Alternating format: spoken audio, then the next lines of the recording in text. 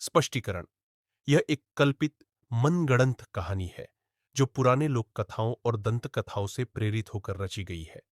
इसका उद्देश्य केवल मनोरंजन और रहस्य रोमांच का अनुभव कराना है। कृपया इस कहानी को वास्तविकता से जोड़कर गंभीरता से न ले। इसमें वर्णित घटनाएं, पात्र और स्थानों से जुड़ी भूत प्रेत की बातें पूर्णतः काल्पनिक है। बाजुरा जिले के सुदूर पश्चिम क्षेत्र में एक गांव है, कूड़ी। ये गांव बूढ़ी गंगा नगर पालिका के वार्ड नंबर 1 में स्थित है।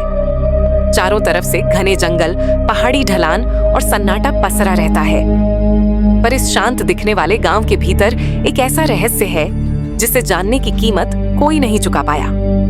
गांव के बीचों बीच एक पुरानी चौथारा है। कई सालों से लोग वहां रात के समय जाने से डरते हैं। मान्यता है कि जो रात को 12 बजे उस चौथारा पर गया वह या तो वापस नहीं लौटा या फिर लौटकर ऐसा नहीं रहा जैसा पहले था। कमल एक पढ़ा लिखा युवक जो वर्षों बाद काठमांडू से अपने माता पिता से मिलने गांव लौटा था, गांव के इन किस्सों को केवल अफवाह मानता था। उसने तय किया कि वह खुद जाकर इन बातों की सच्चाई परख कर आएगा। रात के ठीक 11:55 पर वह टॉर्च और मोबाइल लेकर चौथारा पहुंचा। चारों ओर सन्नाटा था। जैसे ही घड़ी में 12 बजे एक ठंडी हवा चली, टॉर्च झपकने लगी और सामने से सफेद साड़ी में एक महिला उभरी।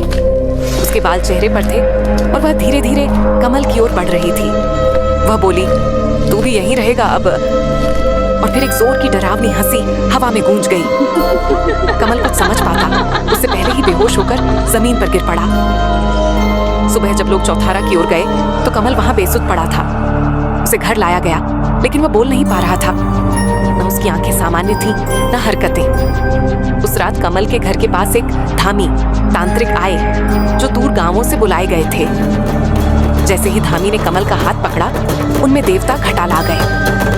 धामी की आंखें लाल हो गईं, शरीर कांपने लगा और उन्होंने गूंजती आवाज में कहा, कौन है तू जो इस बालक को वश में करके बैठी है? निकल जा यहाँ से, नहीं तो विनाश निश्चित है। तभी कमल का शरीर कांपने लगा। उसकी आंखों से आंसू की जगह खून बहने लगा। उसके नाखून बड़े और तेज हो गए और उसकी शक्ल बदलने लगी। अब वह कमल नहीं रहा था, वह एक भयानक डरावनी आत्मा का निवास बन चुका था। कमल ने अचानक जोर से हंसते हुए धामी की ओर झपट्टा मारा, जैसे वह उन्हें खा जाएगा। तभी धामी पर खटाल देवता का उग्र रूप प्रकट हुआ। देवता ने अपने पास रखा लोहे का शस्त्र, जिसे लोहा शाटू कहा जाता है, निकाल लिया। जब राक्षस रूपी कमल देवता को खाने के लिए आगे बढ़ा, तभी खटाल देवता ने लोहा शाटू से उसके शरीर के विभिन्न हिस्सों पर वार किया। पीठ, छाती, माथा और दोनों हाथों पर। कमल बुरी तरह चीखने लगा और फिर जमीन पर गिरकर बेहोश हो गया। खटाल देवता ने तुरंत ही अपने मंत्रों और तांत्रिक शक्ति से उस आत्मा को उसी चौथारा में लौटाया जहां से वह आई थी। फिर देवता ने चौथारा पर जाकर वहां विशेष तंत्र विद्या और शक्ति से पूजा की। मंत्रों का उच्चारण करते हुए उस आत्मा को जमीन के नीचे दबा दिया।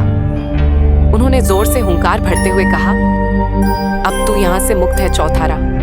अब कोई मासूम तेरे कारण पीड़ित नहीं होगा।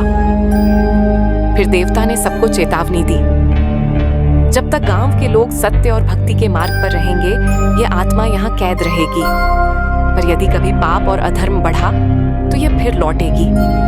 उस दिन के बाद से कमल सामान्य तो हो गया, लेकिन अब वह ज्यादा बोलता नहीं और चौथारा अब भी वहां से रात को कोई नहीं गुजरता। कूड़ी गांव आज भी सुंदर है, पर उसकी हवा में एक दबी हुई सांस है, एक ऐसा रहस्य जो सिर्फ वही समझ सकता है जिसने उस रात की चीख। अगर आपको यह कहानी पसंद आई हो तो कृपया इसे प्यार और समर्थन दें।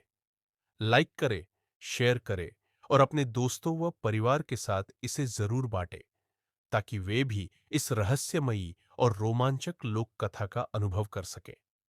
आपका छोटा सा सहयोग हमें और भी ऐसी कहानियां लाने के लिए प्रेरित करता है।